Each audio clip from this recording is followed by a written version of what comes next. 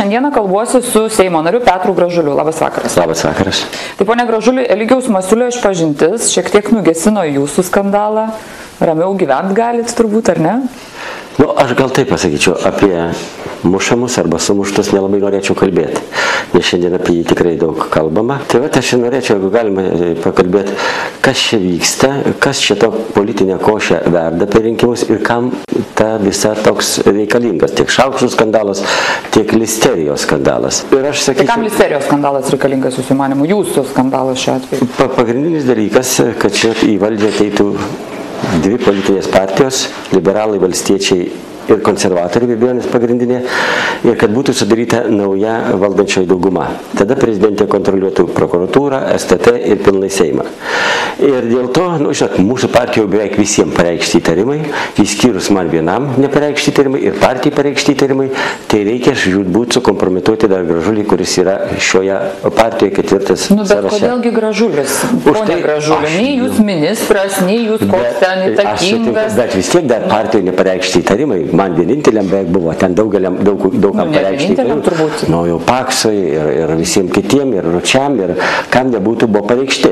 Tai ir dar vis tiek, kai sako vienmandatininkas, renka vienmandatį, toks gana aktyvus ir gana didelis kritikas prezidentės ir prokuratūros. Nu, ir reikia kažkaip tai žmonių akyse sukompromituoti. Mano tokia versija. Jūs manot, kad jūs užkliuvote prezidentį dėl to, kad jūs ją kritikuojate. Tai ne jūs vienas ją kritikuojate. Bet žiūrėkit, Zigmas Vaišvilas tai jam padėjo, ar kaip, ar jis pats nukrito nuo to laiptų, bet aš manau prisidėjo, kuris, kai sako, buvo numeris vienas kritikas prezidentės ir pasistemėjo pastoviai. Pasakyti, jį numetė nuo tų laiptų? Nu, aš manyčiau, tikrai galbūt prisidėjo, sukūrė tokią situaciją, kad žmogus tiesiog sveikatą, kad žmogus, kai sako, buvo nuo laiptų nukritęs. Jūs galėtumėt pasikviesti Zigmą, jeigu nebijos, ateis papasakos. Dabar aš jūs pasikvietus, tai jūs manęs aiškinkit. Tai antras dalykas, o kritikas numeris 2 buvau aš. Ir tikrai kritikau prezidentę už tai, kad yra, nors esam skaitomės demokratinė valstybė, bet valdoma kažkokiamis slaptomis pažymomis, kokiu mistiniu būdu, kažkokios tai bylos kurpiamos ir Ulbinaitės byla akivaizdi, kur kritikavau, kai sako prezidentė, ir jinai atsisakė bendradarbiauti su teisėja tvarka.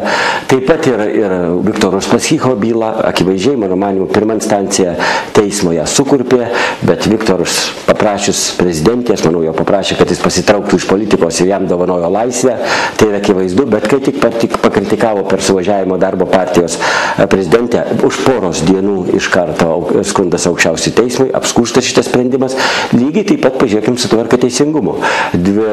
Praeitų metų, prieš pat Kalėdas, gruodžio 23 dieną, politiškai Seimas išteisina Rolandą Paksą, neteisiškai, politiškai. Pasako, kad apkalta buvo politizuota ir neteisėta. Tačiau iškart po naujų metų, po Kalėdų, jau pareiškti partijai įtarimai. Ir paprasčiausiai norima pasiekti, kad tvarka teisingumas neperžengtų 5% barjero.